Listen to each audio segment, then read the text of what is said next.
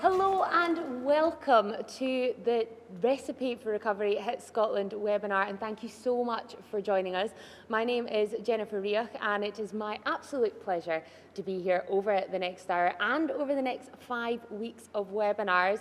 We have got an absolute treat lined up for you today, and in fact we had our first webinar last week. If you missed it, we were chatting to the lovely Roy Brett of Ondine and Marshall Dallas at the EICC as well. It was a great way to kick off the webinar series, and you can catch up on the website and I think on Instagram as well at Hit Scotland. So if you want to go and watch that in your own time, then please do. Now, most of you will know from maybe last week or from previous experience all about Hit Scotland. If you don't, or maybe you've forgotten, or maybe you're brand new, welcome along today, then I'm going to tell you a bit about Hospitality Industry Trust Scotland. They empower, they inspire, and they develop tens of thousands of people across the industry in Scotland. Their scholarships really are legendary, and they help people grow, broaden their skill set. They really are incredible opportunities. I've been lucky enough to be present where some of them are handed out, spoken to previous scholars, and they make such a massive industry difference. Really, it is incredible. Now, as I just mentioned there, Hit Scotland does help support and develop those in the hospitality sector. And that is exactly why we're here today for the Recipe for Recovery webinars. It has been a bit of a tough year, as we mentioned before, and we'll probably mention again. The pandemic has made things very difficult for all of us, but that light is very much at the end of the tunnel. The vaccine is out and about, and hopefully we are going to be bouncing back even stronger than before. And hopefully these webinars will help equip you with the tools to do that. It's going to be for everyone. We're going to cover so many different areas. Today is all about health and well-being, and it hopefully will inspire everyone across the sector, including, of course, all the suppliers out there as well. We're going to kick off today, though, with a message from Hit Scotland themselves, and I'd like to introduce the lovely Paul Bray to you. Paul is the chair of the Recipe Recovery webinar committees. I think it was the talent committee, basically, but we have diversified, which I love. He's worked in the hospitality sector for 25 years and excelled in management of commercial offices and general management roles in 4-star hotels and resorts in Scotland, and is currently the area general manager for the UK North at Intercontinental Hotels Group. Just checking I got that one right. He started out with a grounding in chartered accounting and recently acquired an MBA with distinction from Strathclyde, which I think just shows his passion, his dedication to learning and continually growing himself professionally and the businesses that he worked with. He really is a lovely man. He's dedicated to providing the best possible quality and results he can, and I am exhausted just thinking about all the things that he does. I really am. Delighted to say he's with me here today, and I'll hand over to him now. Paul, thank you so much for joining us. Thank you, Jennifer, for that lovely introduction. We've substituted David this week. He's substituted. So I kind of hear now a collective sigh. It's like when, like Jurgen Klopp substitutes Mo Salah for James Milner, and the disappointment ensues between the Liverpool fans. But what James Milner does do is he always tries hard, and as a Liverpool fan, I appreciate that. So I'll do my very best to try hard today and step into his big shoes to fill. Obviously, David is away celebrating his wife's birthday, so I'd like to, on behalf of Hit Scotland and the team, to wish Jenny a very, very happy birthday. I hope you have a wonderful day and enjoy it with your family. Like you said, today is the second in a series of 6 webinars that is taking place as part of the Recipe for Recovery series. None of these events happen without the support of a team, as David mentioned last week.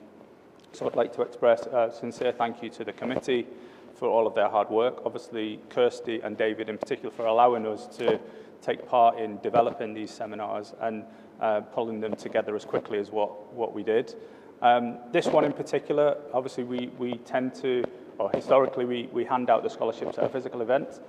This time we've handed out over 2,000 scholarships to in a virtual environment, so they're taking place as we speak. What we have done to try and get the themes for these events is we've engaged in some conversations with those scholars, and that has resulted in some of the topics that are part of this webinar series. So hopefully it's relevant, hopefully it sticks, hopefully it lands in the right way. And today's one in particular is very topical. We've all had a really challenging 12 months, both professionally and personally. And I think what you're going to hear today is a really powerful message of someone's experience that they've had. Very brave of her to do so. But it should resonate maybe with a few people, and it's okay not to be okay, I think is the message. Yep. So, yeah, delighted to have the speakers. Some of them are familiar, you'll hear from them. I think we need to be positive as an industry. It's not all negative. We have a lot to be very positive about. You know, extremely robust. I'm about to say a word, I'm going to say, I hate saying this word because it also reminds me of Ross from Friends. So, it's been great to see as we reflect on what's happened in the last 12 months. The amount of businesses that have pivoted to to survive, I think, has been outstanding. And I think we don't appreciate it right now, but we will appreciate it in future. And I think also the collaboration that we've had, hospitality and tourism coming together to try and help shape what the future looks like has been a real step in the right direction.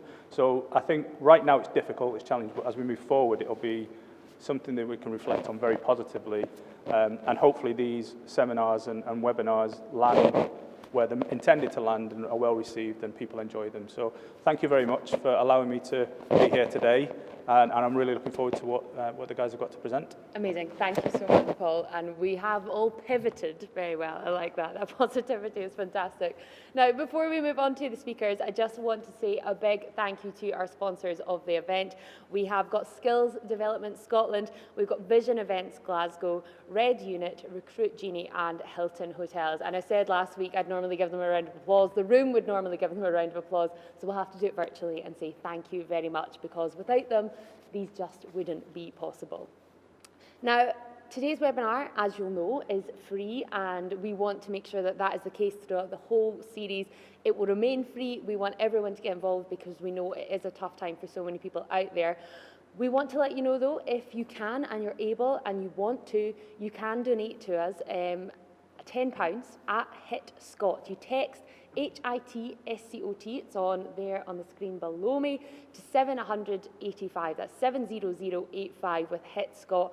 All the money raised will go towards our resilience scholarships to help those adversely affected by the pandemic. So if you can, if you're able, please do send that text, but these webinars are 100% free, and that is the way we want them. So thank you if you can support us today.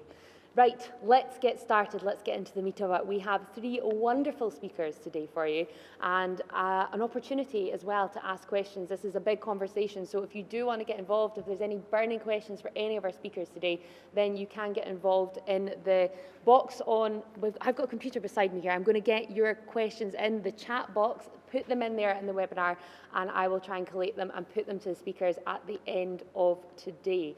We've got James Lemon, we've got Gordon McIntyre, but to kick off, we're going to start with the lovely Jennifer Kempson. Jennifer is an award-winning UK finance and prosperity money educator, born and raised in Glasgow. Over the past 3 years, her YouTube channel, Mamafurfur, has grown over 70,000 subscribers, which is just incredible. She's got a published book, she's got weekly podcasts, courses and digital products, all to help others with their money mindset and financial success journey ahead. And we're delighted that she is speaking to us today. She's got a very personal story to share, and I'm going to hand you over to her right now. Ladies and gentlemen, please welcome Jennifer Kempson. Hi there, thank you so much for having me at this event. It really is an honour to speak to you today. My name is Jennifer Kempson. I have a YouTube channel which is called Mamafurfur, where I talk about personal finance, investing and entrepreneurship, and a little bit about success, mindset and lifestyle design. And so for me, it's truly an honour to speak to you today. And the reason I'm going to speak to you actually is not about my side hustle. I'm not going to give you money advice or investing or talk about stock portfolios or anything like that. I've actually been asked to speak to you about a topic that I have never spoken about before. So I started a YouTube channel about 3 years ago as somebody that hopefully could help others with their money. But over the course of that journey, actually 2 years ago in February, I had a mental breakdown. I was actually hospitalised for a number of weeks as a result. And it's because of that unique circumstance that I experienced, I want to share with you one of hopefully my most meaningful talks that I can give to anyone. So let me set the scene for you. So looking back, of course, that time in my life could easily be categorised as one of the worst in my life. I'd suffered a bit of trauma at Christmas time in 2018, and as a result of trying to deal with that myself, also trying to build up my business, I was working full-time in the IT industry, IT sales to be exact, for many years, and I was also building up this side hustle that I had dreamt of, Mamafurfur, which is a blog, it's a YouTube channel, it's products, it's services, all to help people with their financial education and more so their financial empowerment. I was trying to juggle all of that and deal with something quite traumatic in my personal life. And I believe as a result, a couple of weeks leading up to my mental breakdown, I know that I was extremely anxious, extremely nervous. I wasn't sleeping, I wasn't eating right, whilst also trying to be the best mum and wife and business owner and employee that I possibly could. And it was at that point my brain decided enough was enough. Now, in my circumstance, it was actually called a psychotic episode. It means there's no history of any mental illness before. Something happens and then you start acting as if you're not quite there in person. And that's what happened. My husband and my sister took me to A&E, and that's where it was diagnosed, was I had this condition and would need immediately hospitalised. Now, for me being the person actually in that scenario, I was incredibly scared, I was incredibly paranoid, all the tendencies to do with just feeling not safe in the world. Now, we're not going to touch upon actually my experience in hospital, which again wasn't the best. There's a couple of things that I wasn't treated right by the people actually who had responsibility to look after me, but that's for another talk, I'm no doubt down the line.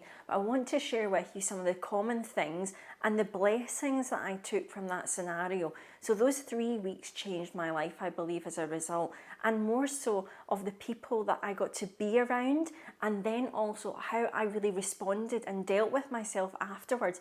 After having that event happen, how then do you make your comeback? What do you then do with yourself? And also for me, it was important that I was normal, or I felt normal again. What then do you do when your mind starts to break? I was in a ward, I was sectioned, which meant I legally was not allowed to go anywhere. So I kind of equate it to prison in some way, my experience. As I touched upon, I wasn't treated right. There's some elements of that that actually caused trauma, and a little bit of other people not using their authority and power the best way. But as I say, I'll skim over that. That's not for this talk. But during that scenario, I was then mixing with a whole host of other people who I had never probably experienced life with before. People in that ward for psychiatric help had your typical situations that had just been too much for them. You had people who had unfortunately tried to do some harm to themselves, probably even alcoholics, drug addicts, trying to come back from probably overdoses or simply get clean once more. Everyone had a wide range of mental health issues that they were trying to get through. But what I actually started to realise was the more that I talked to people who were in there, who were just everyday people like you and I, which is a little bit of difference that they were trying to work through, they all had common themes of trauma that had then led them down a path of either trying to numb the pain, get over it, forget about it, or in some cases their brain has simply tried to rewire in certain patterns to keep them safe. This is our default human nature, and just in that hospital, I suppose it was the kind of extreme circumstances. Either they'd learned to use alcohol or drugs or behaviour to cover up the trauma and the pain that they had once gone through. And to give you some inclination, we're talking about perhaps people had witnessed things in the past that nobody should ever see. They had actually been a victim of it in the past. There's a whole host of circumstances. But like me, there felt like this common ground of trauma, and then the brain and us trying to simply cope and either get over it, forget it, or just simply go round it. Problem as I saw it was the help that we were getting there unfortunately wasn't what was actually required to get people over this trauma. It tended to be very much medication that was kind of given to you and you were left to your own devices. And actually what was wrong was we all had different coping mechanisms that was us trying to fix our problem. We were trying to help ourselves. We were trying to probably self-medicate in some way in some circumstances. But what we actually needed was somebody to show us lifestyle choices and ways of thinking that would allow us to overcome these traumatic events. Now, my life before going into hospital was medication free, and then after equally it was the same. I was very determined that whatever I would do to come over that setback of my mind breaking for those couple of weeks, I was going to do it using every strategy and every understanding about personal development and lifestyle mindset that I could. I believed I could make it through without relying on medication in my circumstance. Now, that's not for everyone, I know, and it could be seen as the toughest way to do it because you're really just relying on everything you know and learning things as you go. But I'm really thankful because of that, I'm able to share some of these strategies with you that I really hope will give you some confidence to know that you can borrow my hope and my confidence that you can get through. If it feels like anything is breaking in your life, these strategies will hopefully help you and make a real difference. Now, I believe actually when we have these events in life, you know, let's look at the pandemic that we're all going through in the past year, and that now you're watching these seminars, you've got through somehow, but now you're starting to rebuild that puzzle. What is life going to look like for you in your business or your personal life? Perhaps even getting through the past year has been the most difficult thing you've ever done. You know, perhaps it's felt like being stuck in hospital for a year. You can't do what you want to do. You can't run your business the way you want it to be run. Certain people are telling you what to do and what you can't do. And it may seem like it's completely a black tunnel, but I promise you, with this, we can take it as not a setback, but a setup for the next stage in life if we treat it as a blessing in some disguise rather than a setback. Now, the greatest thing that I know looking back and now being able to see my life 2 years later is one of the greatest things is understanding that the emotions that I felt then, before it and even now, all of these are part of the gift of life. There's no bad emotion, it's just our interpretation of it. So although at the time, the pain, the trauma that I felt before hospital, the emotions that I felt, I didn't know what to do with, and in some way I think I kind of kept those bottled down below, not allowing anyone to see that I was really finding it difficult and not feeling that I could talk to anyone about it. These emotions that we have, the great emotions such as joy and peace and happiness, as well as some of the difficult emotions such as grief and pain and frustration, that allows a balance in life. I really do believe that if we were riding high completely all the time, we wouldn't be aware of just how great those happy moments were. You need some contrast, and we don't want to dip low, of course, but that allows you to see the full beauty of life. And your emotions are your gift. So anytime you're experiencing emotions that you do enjoy and don't enjoy, be aware that it's your interpretation of them. Back then, I saw those negative emotions as something that I had to push down. That doesn't need to be the case. You are free to explain and be what emotions you are in that moment, as long as then you're using it as a platform to something better in your life. Lots of people, when they feel emotions or have traumatic events, feel stuck, and even can be stuck in those moments for a lifetime. And that's what I noticed in hospital as well. There was a lot of people who had had very traumatic experiences, but then were fixed at that point in time. Their brain hadn't allowed them to then recover and get past it and then have a story to share with others. Instead, it dictated their entire life. How many people do you know maybe have suffered something in their adult life or their teenage life, and it feels like they can't get past it? They then judge other people accordingly based on that event, or in some way blame that event for the life that they have. Now, all these events, I do believe, then can be used and molded. They don't have to be joyful, but they can certainly be something that then you can use and say, okay, where is the good in this? Even if I have to really look hard, what joyful moment can I take and then share with someone else, or take as something to use forward? And for me, like the hospital stay, although it was the most painful experience I will ever have to go through probably, I then can share it with you people. I can turn it into a blessing. Even though it might start emotions of not the most pleasant ones within me, I know I can then turn it into something beautiful from those ashes. Don't be also stuck with an event that makes you feel like your potential is gone in life. Everything is just occurring through us, it's not against us. And I think when we take an opportunity and say, okay, I'm going to push through this, I don't know how, I'm going to get through it though, believing that I can do some good through this, that's when a lot of time your true potential that you've been hiding really comes to the surface. I would also say, if you feel you're at that breaking point, make learning your priority. So there's going to be other people out in the world who maybe got a glimpse of what you're going through. Maybe it could be that something you're dealing with right now, you are are trying to get through, it could be an illness, it could be something happening in your personal life or your business, there's going to be somebody else out there who's gone through even part of what you have. So go and find them, use Google, use the internet, find somebody who has gone through successfully the trial that you're trying to get through right now. I know that when I focused on hope, on believing that there was a solution there, I didn't matter how many different solutions there was, I was going to focus on one that felt like it could be the answer to my longings to get out of that situation. And when I did that, I realised then more and more started to open to me that allowed me to get through and use those situations as a platform for something greater. Start to make priority for your own care over others. And this is something totally alien, I know, to a lot of you, because it tends to be when we are struggling with our mindset or our emotions or our feelings, it's because we are naturally thinking about other people, which is fantastic. But sometimes the balance is wrong. I think that's what I certainly felt. The balance was out. I was trying to put everything else right, but I wasn't thinking about myself. I wasn't sleeping right, I wasn't eating right, and I wasn't thinking right.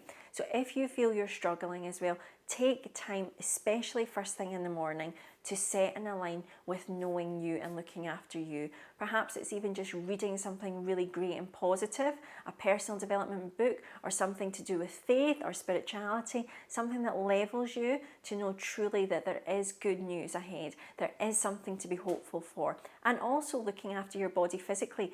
Go for a run, move your body. I call it movement medicine. It's the first thing I do every day, because for me, that's part of a strategy to set myself up. It allows endorphins to fire, I feel great, and I know that I'm moving my body and doing what it's designed to do. The third thing I would say to you as well, when you are feeling overloaded, is actively declutter your life and your mind. So if you feel you've got too much to do, and that's another trigger for you, that's just feeling too much pressure in your life, seek to actually remove everything that is not critical to you doing. That could be you delegate things. It could even be that you need to start saying no. And especially important in your personal life as well, not just your business. Seek things that you can declutter that really don't matter or are important to you. So if you want to be someone who's looking after their health and their well-being, and you want to be with your family, start saying no or getting rid of stuff that doesn't back up with those values and the mindset. If it's your business, you know that you want to grow it in a certain way or do certain things, start saying no or delegating the things that aren't conducive to that main vision and goal. Start to believe in your power and your potential again. And it's okay to say no. It's just as important as saying yes in our life. When you say no, you're actually then saying yes to all other opportunities and the things that you do want to do. And the final thing I would say is speak and reach out to people who you know have your best interests at heart. Who are your cheerleaders in life? We don't want to just ask the audience. We want to pick people we know that will give us a glimpse of hope, borrow their hope when we're at potentially our lowest or we're finding it difficult. Those people who will absolutely make sure that you know how special and unique you are once again. You aren't just somebody who needs to fade into the crowd. To them, you matter. And I think it's really important to speak out. You deserve the opportunity to see when you're having these different emotions. And actually, it's that kind of compressing that makes things worse. It's kind of like that volcano happening. The way you try and trap it down, one day it could explode. So seek out the cheerleaders in your life. Have them on your speed dial on your phone and speak to them. And if you don't feel you can speak to anyone close by, even just getting a blank bit of paper and writing everything you're thinking down. The next step of course, rip it up and put it in the bin, but it's actually that downloading, getting everything off your chest as well, that you'll be able to then regain a little bit of clarity and also take the intensity of any emotions you're feeling as well. So thank you so much for allowing me to talk today. As I've said, you can find myself on YouTube if you search for Mamafurfur, and equally on Instagram and Facebook if you look for my tag at Mamafurfur. Thank you for having me. Thank you so much, Jennifer. That was an incredible insight into everything you've been through. It was obviously very personal, but some fantastic advice there. Don't be a volcano. Don't pack it all down. Find those cheerleaders in your life. Fantastic notes to take away from that. And actually mentioning that there are going to be takeaway notes from each of our speakers that will get emailed out to you at the end of this as well. So if you're not taking notes right now, don't panic. You'll get all the main points from each of these presentations after this webinar. So thank you to Jennifer. If you have got any burning questions for her, put it into the chat bot just now. and I'll start collating them. I'll make sure that we try and get some of those to Jennifer, who is very kindly with us at the moment, and we'll talk to her after the final presentation today. We'll move on to our next speaker, and today we're delighted to welcome James Lemon. James is the CEO founder of Otolo, which is a mentoring community platform for the hospitality industry. Its DNA is grounded in a passion project to support an industry in crisis. Otolo's is now a seed-funded startup, a team of 12, and supported by the Innovate UK programme. It's partnerships in place with 4 of the 6 top hotel chains and over 30 hospitality universities and partners. Otolo wants to support a new way for the industry to collaborate, build new skills, and recover stronger and more sustainable. Absolutely ideal for just now. Prior to this, James himself spent over a decade building businesses in hospitalities and hotel chains, hospitality tech and startups. And he's going to tell us all about it today. It's over to you, James Lemon. Lovely. Thank you for having me. That was a really kind and generous introduction. Also saved me a little bit of time as well. I don't need to go over that stuff again. No, that's great. Look, I've had a lifetime in hospitality, really, from cafes and bed and breakfasts on the Isle of Wight, where I grew up. But I think if you'd asked the 15-year-old me, I'd never have guessed it. I'd be here today speaking to you. I think I had absolutely no idea of the size and breadth of the hospitality industry and all of the kind of wonderful pieces of it. So here to share what we're working on right now, and hopefully leave you with some thoughts on where next for you and how life can support. I thought Jennifer teed it up really nicely, so I'll skip most of my intro, but I do want to cover a bit about who we are, what is our mission, and why now, and why are we chatting with you all at HIT Scotland. I'm going to share a few thoughts on really what's happened to hospitality in the last couple of years, and how it's changed, and what that could mean for many of you starting your careers or continuing your careers in this industry. I'm going to share some skills areas. We've done a lot of research behind the scenes, and I think there's 4 skills areas that really jump out that will be an essential part of everyone's toolkit for finding work and being successful at work as we recover. I'm going to share some thoughts on what I call our employability checklist. So, the road ahead will involve getting into work for the first time, or back into work for some of you. So we have some perspectives on that. But really the core of our session is I just want to talk to you a little bit about the role of mentoring, the role of networking to really support and drive your own well-being on a personal and professional level, and a sense of it opening up opportunities for you for the future. And I'll finish with some thoughts on Otolo, how we can hopefully help, and a bit about the mission that we're pursuing.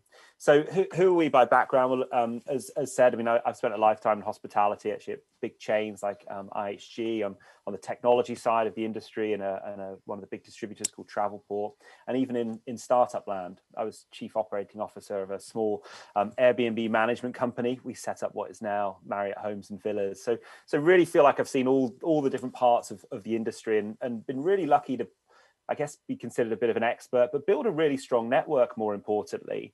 And I think what it taught me before this pandemic was that the answers this industry needs for the future really are in the heads of its leaders and its workforce today.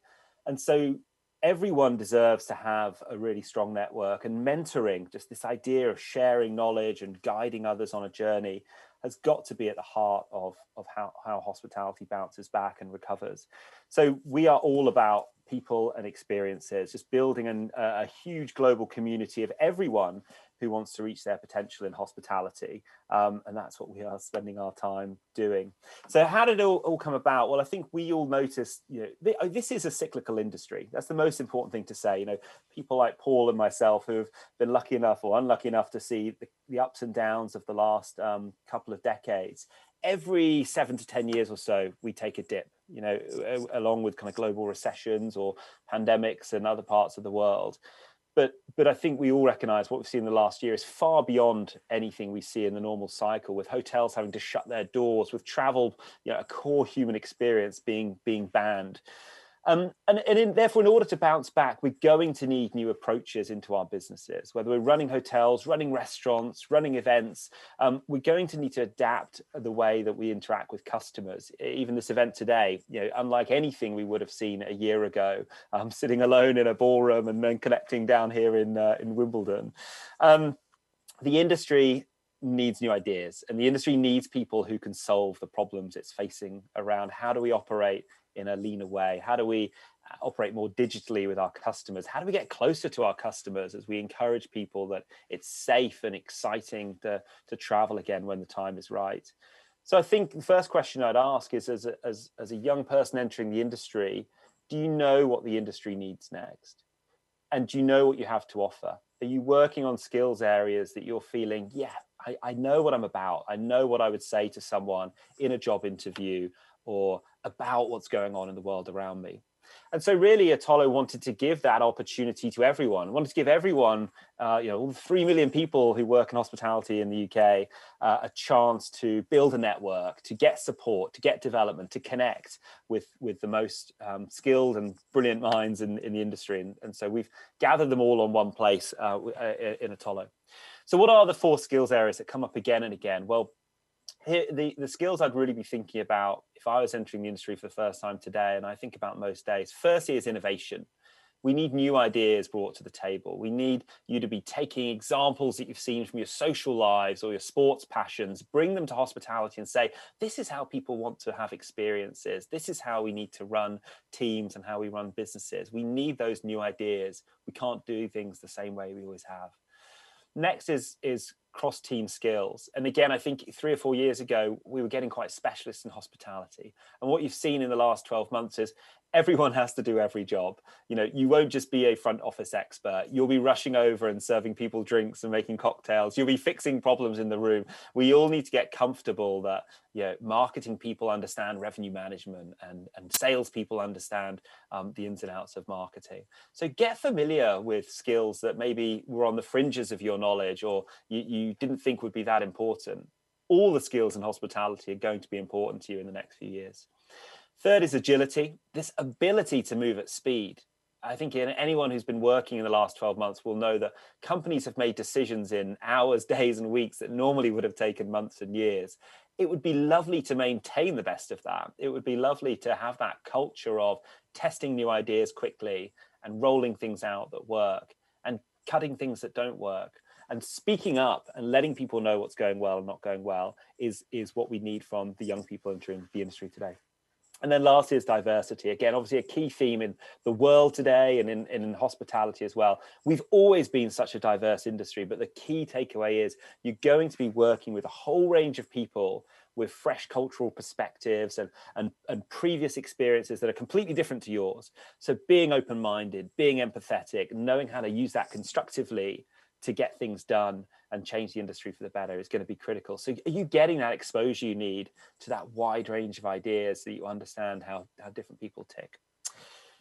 So are you ready? I think a key theme you're going to hear today is you're not alone. And hopefully it's given you some hope for just how many people want to come and talk to you and share their experiences and take you on that journey that they've been on, that it's such a great industry. But it is tough right now. We can't hide from that. It's going to be tougher for you entering hospitality than perhaps it was a few years ago. More and more people are finding it hard to build a strong career right now in March 2021, or I should say April 2021. But it's getting easier day by day. There's a real optimism that roles are going to come back, but they're going to be hard fought. And so we put together this employability checklist just to help you guide your way through. The first thing is that confronting reality. It is more competitive and you're going to need to be more proactive in the way you build a bit of a personal brand, build a bit of a presence online, reach out to industry leaders. It's something you can't take away. There are going to be more people applying for jobs and you need to be in that mix. But start with you. It's point number 2. Do you know what you want to do? And do you know why you want to be in hospitality? What kind of work do you enjoy? Quieter work, noisy work, teamwork, solo work? Do you love serving guests or do you want to work back office with the numbers? Really figure out what your passion is based on any studying you're doing or work experience you've had.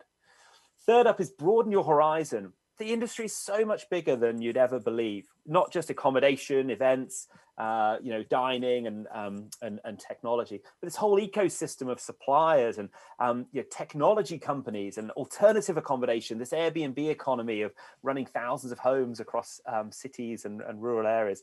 A lot of them are in growth right now. A lot of them are building for that recovery, a big domestic leisure summer. So just make sure you've thought, actually, where could I apply my skills? And could I use them in a slightly adjacent area? Hospitality skills are in hot demand. People who can react to guests' need, people who can be on the front foot. Fourthly is, what experience do you have? I really encourage you to do something with your time, to do something proactive. Go and volunteer. Go and help a startup owner with a project that they have. Reach out to people, whether it be family, friends, or through Hit Scotland, who might be able to offer you a few days work experience. Just be proactive. Get your foot in the door a little bit. And we'll talk about networking in a moment. And then when you do get that chance in front of someone, show your passion. Unless you speak up, people will not know what you know, and they may assume you don't know anything. So make sure you've done a little bit of research. Make sure you're projecting a little bit on your LinkedIn profile, your Otolo profile, what you're about. And that's why number 6 is really important. It's important to have that personal brand. It's important to stand out online. And I know it feels tough as it's a tough situation right now, but really understanding what you're about is going to be key to all of this working. So what on earth is mentoring? Why does it help? Well, some of you may have experienced mentoring, and some of you may have heard of it and thought it's not for me. But I think one of the points Jennifer was making in the last session is find your cheerleader. And I love that phrase. The idea that there is someone out there who's in a similar boat. They're a hospitality person. They've been young. They may have been young more recently than you know. Mentoring is about guidance, and it's about support. And if you've got a great mentor, it's about them sharing their knowledge, learning from their mistakes, learning from their successes. It's a chance to meet new people that could be useful in a few weeks, in a few months, may not be useful for a couple of years, but it's about meeting people who know you and you know them. It's about exposure to different ideas from different geographies. So actually, what is travel like in the US right now? What has been going on in Southeast Asia? It's about support. And I think it's absolutely okay to say that you're having a tough time. I think it's having a safe space to plan your next career space, to plan your next career step, having a chance to just have a chat and say you're a bit low by someone who is a really supportive listening ear. And of course, learning firsthand experiences of what is going on in hospitality and what's happening next. So I highly recommend you get started with mentoring, and I think that'll be a key theme as I wrap up. What is networking, though? Networking terrifies people. I think it sends shivers down most people's spines. And again, you go back 18 months, you think, big conference rooms, lots of strangers in suits at tables, and you have to go around and pick your way through them. But that's not what mentoring is anymore. Mentoring is about connecting with people online and grabbing 30 minutes with them, explaining a little bit about what you're about and what you're up to, and hearing from them what's on their minds. So how do you do that? Well, the first thing is you have to know you.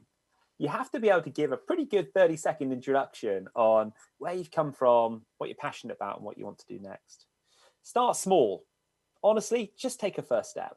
Work at engaging on professional social media like LinkedIn, like Otolo. Post a couple of articles. Write a couple of comments on someone else's. Like other people's stuff. And as you feel more confident, maybe drop them a note and say, I really enjoyed that article. It just breaks the ice and just gets you in the practice of taking baby steps. Start close at home. Ask your lecturers, ask alumni of places you worked, ask family members if they can introduce you to people who are in the kind of space that you want to be in. You probably already have a wealth of people who can nudge you in the right direction. I'm sure everyone speaking on this session today would be happy to nudge you in the right direction. Attend and be present at events. So you've already done that. But being present is this last one. It's about asking questions. It's about putting your hand up. It's about showing you're actively listening and being interested. So a few guides there. Please don't be intimidated by networking. It's such an important part of building your network and your future success. So I'm going to wrap up really quickly. What on earth is Otolo? Well, Otolo its mission is to connect everyone who's passionate about hospitality so they can reach their potential through this big online social community just built for hospitality people. So we do mentoring, very informal mentoring. We have events, we have discussion threads, we have open groups, people just supporting each other, sharing articles, sharing ideas. We have slightly more formal mentoring too. We work in the background with our tech to match you up with people who are a bit more experienced and share a passion for the topic that you've flagged. We have lots of networking sessions. Last night we had a mentor speed dating session with 50 people online, all just sharing their thoughts on particular topics, a chance for mentors to show that they set a great example and that they're credible, and so young people can pick them. But really it's a new online space for anyone who's interested in hospitality. It's also completely free. So we make our money from working with hotel chains and running formal learning, mentoring programs with them, which means we can pursue our mission of giving back to everyone in hospitality, giving everyone in hospitality the access, that network that you've always wanted, of people to learn from, people to get support from, jobs to find, people that will be useful for you in the future. So please dive in is my invite for today. Dive in, join at myotolo.com and try and make it work for you. Whether you're in a similar place that Jennifer was talking about and you just want to find a cheerleader, share a little bit about what you're about. Or maybe you're further ahead in your journey, you've got some experience already. Maybe you're ready to mentor and you want to give back a little bit. Wherever you're at in your journey, come and join this new social platform, attend a couple of events or just drop into some discussion groups and begin your journey, your baby steps to building a stronger network in hospitality. And how do you work? I mean, it could be simply sign up at myotolo.com. It's entirely free. I think you can even import your LinkedIn profile. Fill in your profile. We have a great little section of what do you want to know about. Be brave. Just let the world know. What are 3 things you wish you knew more about? And what 3 things do you already know quite a little bit about? And we use that as our secret sauce to try and match people behind the scenes. And then just enjoy it. Start to network. Join in some of these discussions. We're only I think 9 weeks old now. We're just hitting 900 members. As I say, we've got dozens of partnerships with hotel chains and universities. We've got nearly 100 mentors now who are all committed to taking a call from anyone who reaches out to them with a shared interest. So I think my time is up, so I will pause there. But if you've got any questions, I can't wait to hear from you afterwards. And thanks so much for your time. And please be sure that if you come to Otolo, drop me a note. Let me know what you're looking for. But you're definitely not alone out there. So good luck and good luck on your journey. Thank you. Thank you so much, James. That was absolutely brilliant. Incredibly impressive and important messages for everyone to take on board. And as James says, we're going to do a Q&A at the end of the presentations. We've got one more to go. So if you've got any questions for James or Jennifer, chuck them in the chat box. I've got my laptop here ready to sort of make sure that we can put those questions to our lovely speakers today. We'll move on to our third speaker though, and it is Gordon McIntyre, the founder of Hospitality Health. Now, Gordon's been involved in delivering and managing education and training for over 30 years. He has gone from being a graduate of the Glasgow College of Food Technology and Glasgow Caledonia University to now being the Associate Dean for Hospitality and Tourism at the City of Glasgow College.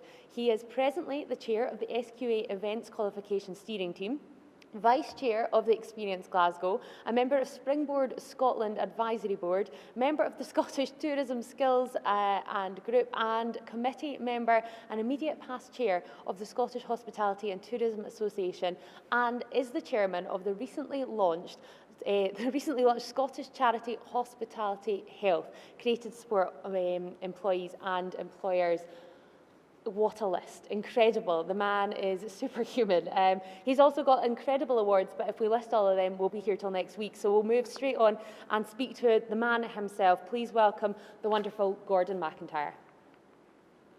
Well, Jennifer, thank you for these kind words, and it embarrasses me when I hear that being read out, but thank you very much indeed. But most of all, thank you for having me along today and allowing the charity to have a bit of time to share with the people that have taken the time to spend their lunch hour with us. I'm going to share my screen if I possibly can, just to get my presentation started, and I'm hoping that everybody are able to see that quite clearly on their screen. I'm conscious that I'm the last man up, so I'll be swift and move through what I want to get across as far as my messages are concerned. So the charity, we formed 2.5 years ago. We launched it 2 years ago nearly, and it's been exceedingly busy since we launched it, particularly because of COVID, I suppose, is when it all really started to become very busy just last year. But please, for those who are watching and tuning in today, look at the Twitter, Facebook and Instagram handles we have, and it would be great to increase our followers after today, and if we can help support them, all the better as well. So why did we found the charity? Why did we form this? Well, sadly, one of our close friends, a head chef in Scotland, took his own life very unexpectedly, although he'd been depressed and had been depressed for some time. We didn't expect the outcome that we got. But as you can see from the screen, and this was very much pre-March, it's about 2 years ago, if you like, the statistics I've got on the screen are evidence of 1 in 4 experiencing mental health problems. But I think our industry particularly has huge issues and had huge issues back then. And so we felt that we had to do something about it. We do know that there's other support mechanisms out there, whether it is Samaritans or other bodies like SAMH and so on. But we did feel hospitality is a bit like a family. And the important part about a family is we're here to help each other. And so to found a charity with hospitality in its title, we did hope that our family members in the hospitality industry would resonate with that. And why should we? And it's quite clear, I think, that we're seeing pain and suffering going around for many, many years. Staff are human, and we sometimes forget that. Owners, managers sometimes forget that we're just a number to try to make the bottom line. And I think it's important that we have to change a little bit of that rhetoric within the business and change our cultures within businesses. But I'll talk about that shortly. The industry, we know, has had a poor reputation. It's been marred with long hours and little pay sometimes, or poor pay. So we need to really sort of try to do something about that. But I think the most important part is we forget the value of our staff. Some people look at the value of food cost, alcohol cost, and such like, but really the staff are our most expensive cost, but they're not only the most expensive cost, they are our most important asset. And I think we have never to forget that. And it reminds me of a restaurateur from America, Danny Meyer, that many of the listeners will remember. And Danny puts one thing first, and it's his staff. Lots of hospitality businesses think the customer comes first. That's not Danny. Danny would say, no, look after the staff. If you look after your staff, they'll look after each other, but they'll also look after your customers. And what you will then find is that we'll automatically look after the bottom line of the business. So as opposed to starting off as an accountant might do is look at the bottom line, let's look after our teams, and we'll find that bottom line will look after itself as it starts to develop. So please pay time and attention to look after our staff. What I would like to do is to take some time to visit our website very briefly if I can. So I am going to come out of the presentation and going to go to the website for a few moments if I can, just indulge you in letting you see what the website has got to provide in the form of support. Our website continually is updated, as you could probably guess, but along the top toolbar you will find that we are not manned 24/7. We do not have counsellors at the end of a phone, and so it's important that we're here for the purpose of signposting help to direct you to where you will find support for various things. And alcohol, drug abuse and gambling have been major in our industry. The days of getting a sweat pint in the kitchen would lead to a second drink, third drink before you were back in the bar. You found yourself in the casino, and then you're starting to get into the gambling addiction. So it's a downward spiral that can very easily happen in our industry. So we're providing links and support across these particular areas. But what I have to say, when the time then came for COVID, just over a year ago, what we really had to do was to provide specialist support in a sense of remote support. We have delivered resilience training in colleges before. We have delivered mental health first aid training that were funded, but really we had to put this online. And so if you take a look at the website, you will find we have got a range of slides dealing with stress, personal development, and just making you think positively, and some meditation opportunities as well. Gordon, can you hear me? It's Jennifer here. Just to let you know, you can't see the website on screen. Do you want to share the website once again? We saw the presentation, but we didn't quite get the website. Okay, that's cool. Thanks for interrupting. I appreciate Sorry, that. just want to let you know, because you're talking so beautifully about it. I just want to see if we can actually get it up on screen. So we've got the screen now. We're back on the presentation. Yep. Okay, let's just get it out. Stop sharing.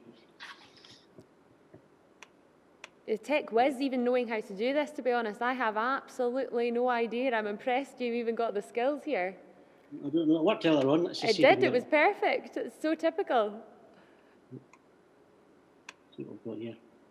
That's us. Yeah. Perfect. Onto the website. Lovely. Thank you so much. I will mute myself again and let you crack on. It was perfect. Thank you. Well, I started off, I won't take too long, but we have the basic resources that I mentioned for addictions, which I was referring to, as well as resilience, some training and mental health wellbeing. But then I wanted to go on to talk about this page, which is our COVID page for wellbeing support. And there's resources there available for anyone to go on and spend some time taking a look at, and there's support there to help them during this particular difficult time, because I think angst and stress is a thing that's affecting people hugely at this moment in time. But I think what's also important, and I listened to the speakers today, positivity is so important. And what we have done also recently is to have a bit of fun. And our industry is about fun. We have put up, and people recognise some of the faces perhaps on the screen right now. We have created a sort of in profile where we ask hospitality icons to give us quickfire 10 answers to our 10 questions. And what we have done is created a page on our website, and every 2 weeks we freshen that with new faces. And that seems to be working to bring people to our website quite successfully. So the website itself, as I say, is somewhere I would advise people to go in and have a look at, spend some time on. But to go back to my presentation, the other thing we felt that was going on in the industry was that they were forgetting, as I was mentioning about Danny Meyer, of looking after the culture of their teams. So we've created a wellness charter certificate, and this is something to try to change the culture of the industry. The managers, the owners of the business, or the leaders of the business should be doing more to consider their staff. And to recognise that, we have come up with a list of things that they're expected to do that we can benchmark them against to see that they are making a difference by looking after their teams.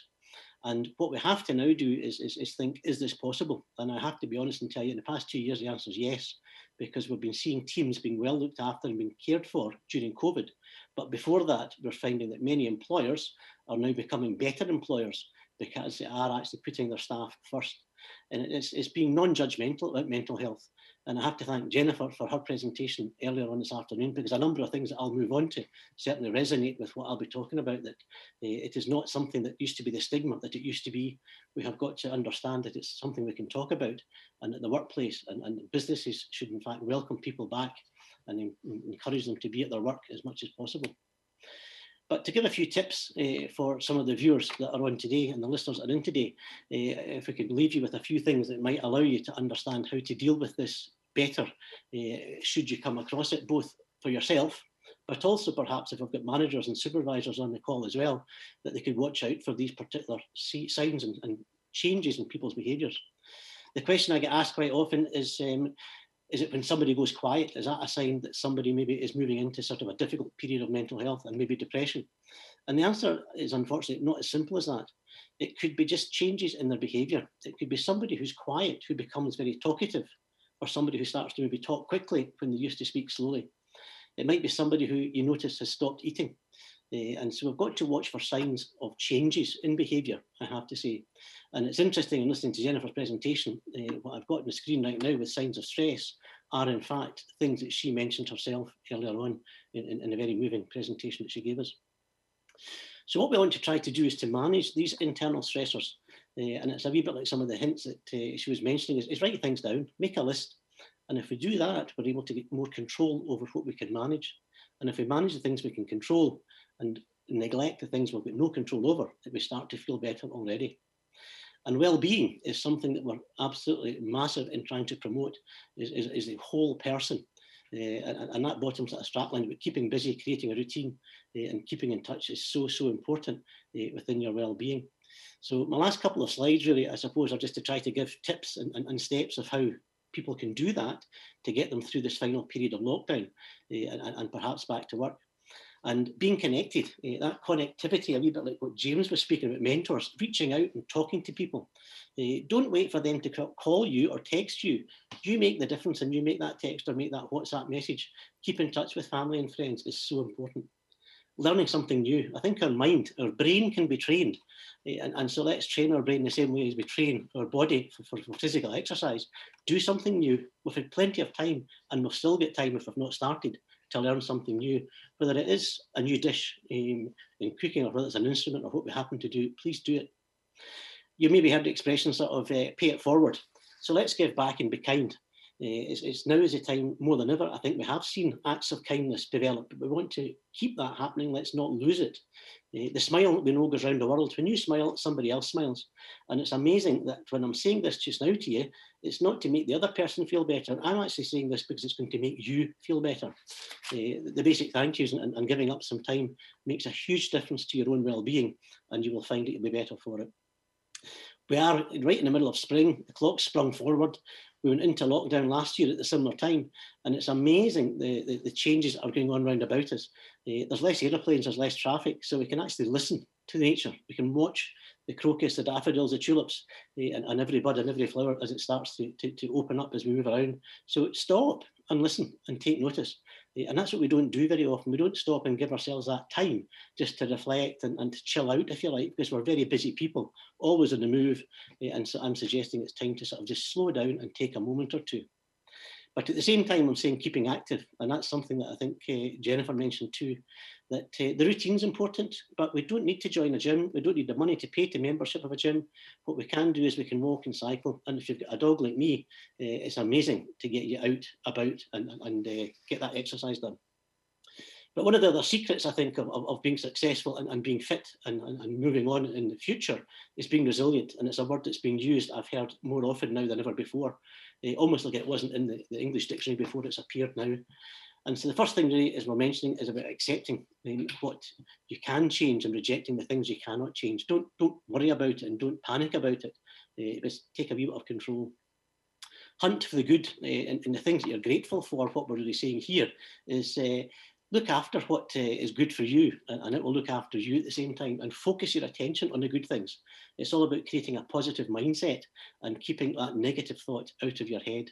And that links into sort of, is it going to help or harm you?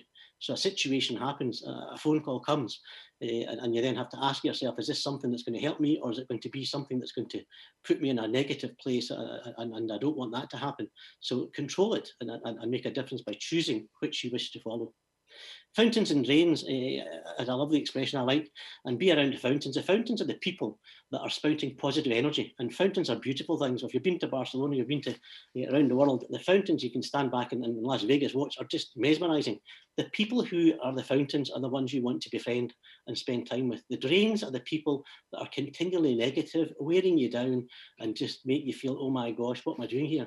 And the expression of sumo, shut up, move on, comes to my mind when it comes to drains. So remember the fountains and disregard the drains. And the last one on this page is really about being kind to yourself. And we're in the hospitality and tourism industry, and it's a long time since I've been on an aircraft.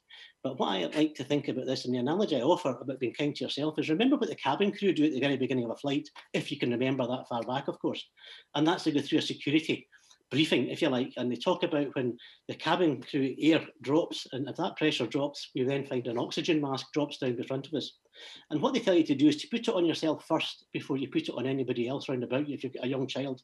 So it's look after yourself first before you look after others. And if you can try and remember that from the aircraft, it could save your life, it could save somebody else's. But being kind to yourself first means that you're not continually pouring from an empty cup. My final 6 takeaways for you really are bringing together some of the things that I have mentioned already in the presentation about being open and positive in your mindset. And something I try and tell students is you have got this opportunity of having a choice. You can wake up in the morning and you have got the choice to choose if you're going to be happy and cheery and pleased during the day, or you can choose just to pull the covers up and stay in your bed because it looks like it's wet and miserable outside. But choose the open and positive mindset, and that will get you through the day. Self-care is a wee bit like being kind to yourself, as I mentioned before. Find that time to take a moment or two out, whether you take a walk with a podcast to listen to, or your favourite music, or to read a book. You need that space and look after yourself. Being connected, we've mentioned already. The fountains and drains is a positive people. And really, we might think we're sedentary in this lockdown, and that's what worries me about hospitality. Hospitality people don't sit down for long. We are always on the move. We are active people. But let's keep that going during this next few weeks. So when we do open up and we get back to business, we're going to be as fit as we can to walk around our businesses and being as active as we have been before. And my final one, I suppose, is just that to be kind, as I've mentioned before, Jennifer, and it's important that we never forget that. It would be great to hear from people, either by email or if there's time for any questions following the presentation. I'd be happy to hear that as well. But that kind of concludes what I'd like to offer today. Thanks for having me. Wonderful. Thank you so much, Gordon. That was brilliant. I loved your fountains and drains analogy. That was great. Find those fountains in your life. Brilliant advice.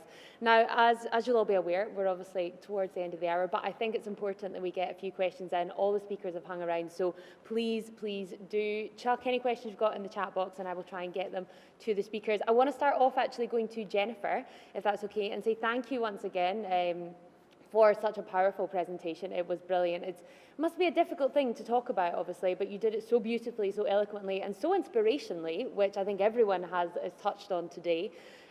What would you say to people who are feeling quite anxious about returning to work? Maybe they have been on furlough for a good part of the last year, they've not been in the business for a long period, and they're just feeling a bit scared about going back in. How do you sort of get over that anxiety?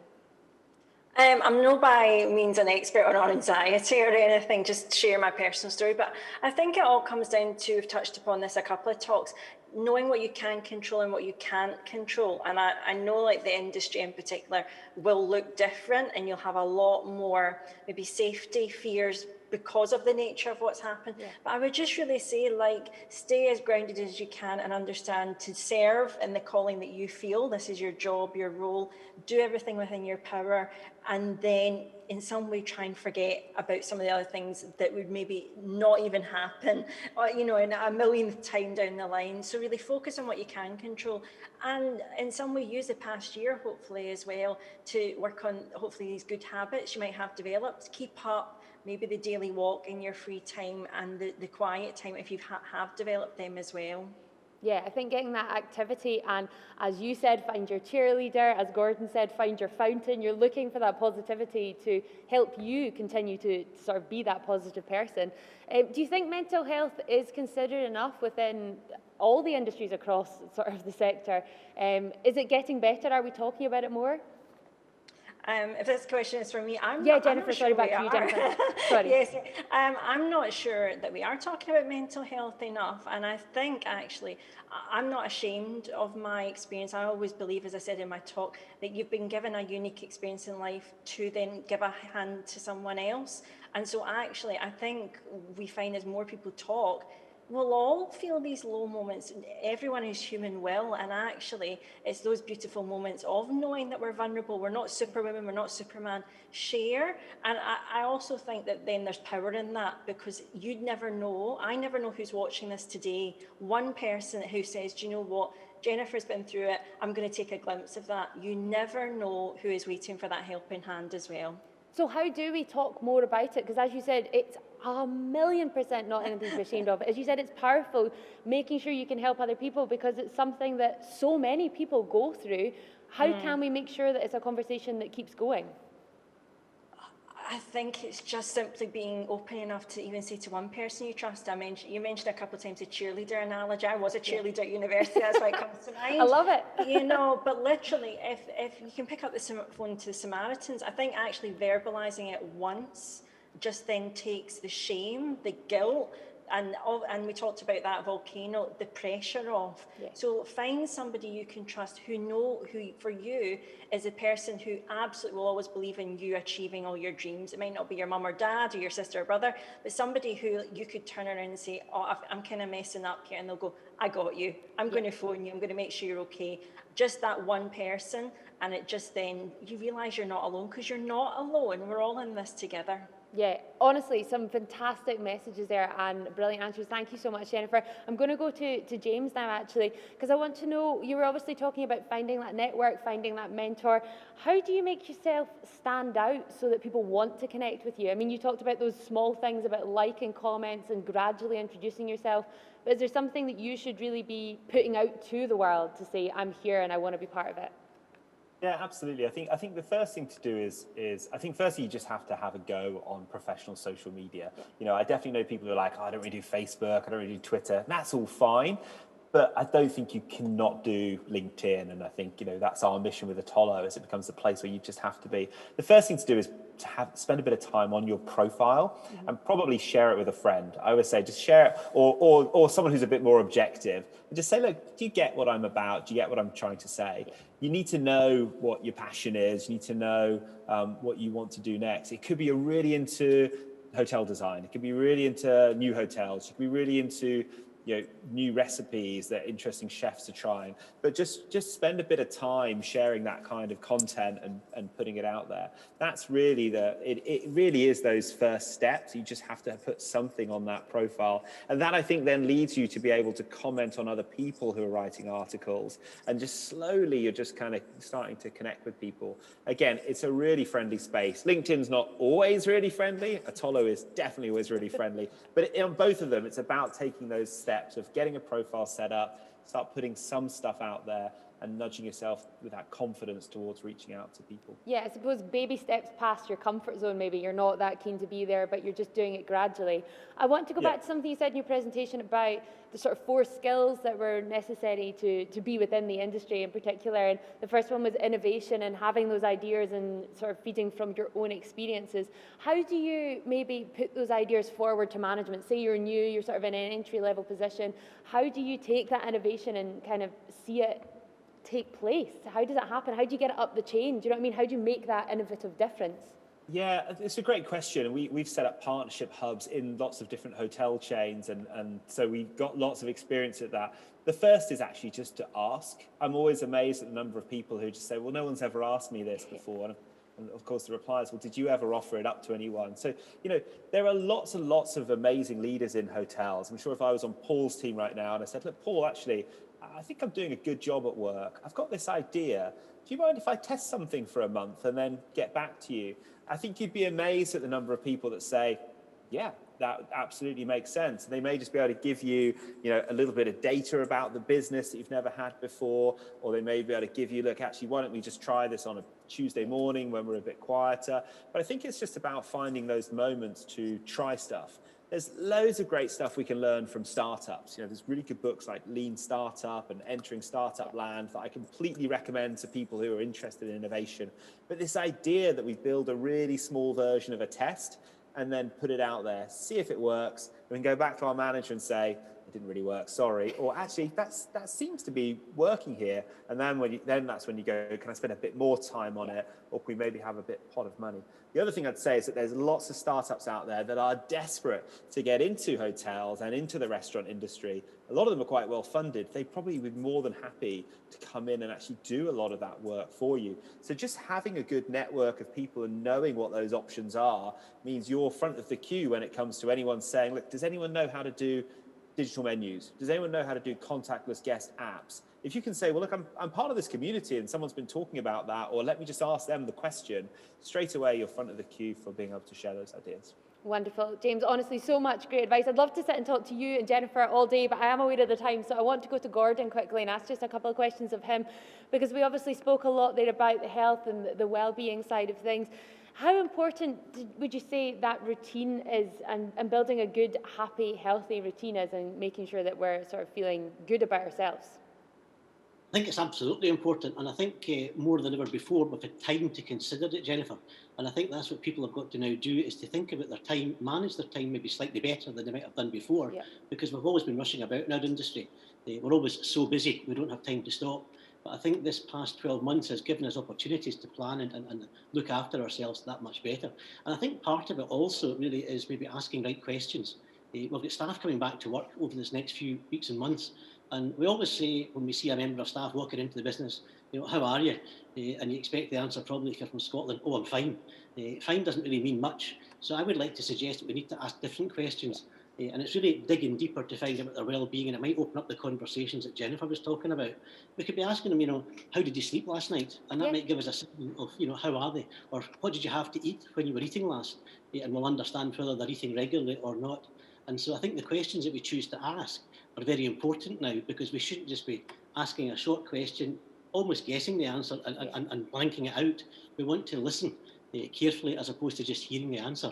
And there's a difference to that. So I think that routine that we've got, we want to change as well when we're back at our work, with the questions we're asking, as well as the routine, and keeping our body active and our mind active as well. Yeah, we want to be more than fine, I suppose. I just want to remind everyone, we've maybe got time for 1 or 2 more questions. If you do want to do any more, please chuck them in the chat box, get involved. Feel free, as I said last couple of minutes just now. But Gordon, do you think companies have there should be more onus on companies to be working harder to ensure their staff's health and well-being, or is it our own individual responsibilities to looking after each other? How would you sort of play that out? I think they used to say that tourism is everyone's business, but I have to say mental health is everyone's business as well now, Jennifer. Yeah. But yes, I think the big responsibility comes from the top. The leaders have got to show leadership at this moment in time. And what I have to say is, in my experience, we are hearing from more businesses who are thinking about the staff culture. I've helped out with 1 or 2 mental health policies at work, which is new. Yeah. Businesses haven't had that before. We are supporting mental health first aid training, certificated training, to have mental health first aiders in organisations. By law under health and safety, we know they've got to have first aiders, but they don't have to have mental health first aiders. But many are now looking at that. And on top of that, we're finding that many are taking the employee assistance programme that we recommend through Hospitality Action. So all of these things are changing. It's a wee bit like, I think, turning an oil tanker. Maybe not in the Suez Canal, however, but turning an oil tanker moving forward. It's slow, but we are getting there. Things are changing, albeit slowly, Jennifer. Yeah, like that tanker, it needs a few tugboats just to get it round in the right direction. We'll get there eventually. Gordon, thank you so much. Honestly, I would love to talk to you all for so much longer. Fantastic insights, and we really, really appreciate it. So thank you, Gordon.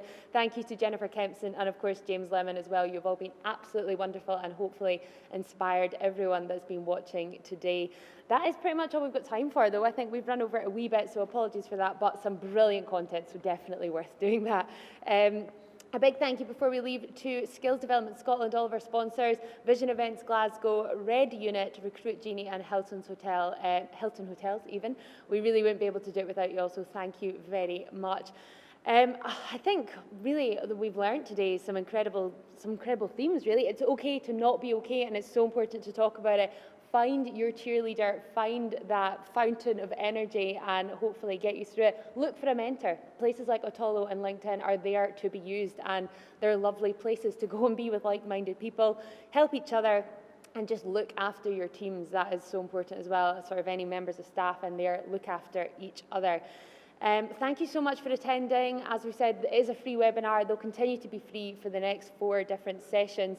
If you do want to support us, though, you can, of course, text HITSCOT, HITCOT, HITSCOT, to 70085 to donate £10 to us if you want. That's obviously going to help everyone, the Resilience Scholarship Funds, who have been adversely affected by this pandemic. So if you can, if you're able, there is absolutely no pressure, but the details are on your screen now, so you can get involved with that. I would love to encourage you to join us again next week for the next Recipe for Recovery HIP Scotland seminar. We have got a lot of fantastic speakers. We've got Whit Wang, we've got Alicia Dennings, we've got Kate Nichols. We're looking at sort of a more international theme. So it's going to be another great one. Make sure you sign up, join us again. And if you have missed anything today, I think we are going to put it up on the website as well, so you can look back, take notes, and learn everything that you can. As you see, there you go, it's on the screen, it's like magic. hitscotland.co.uk, sign up for next week's webinar. It's going to be worth it. Thank you so much again for joining us today. Thank you to Jennifer, James, Gordon, and of course to Paul as well for joining me here in the very big ballroom. It would be very lonely without you, Paul, so thank you very much for coming. And hopefully we will see you next week. Thank you again.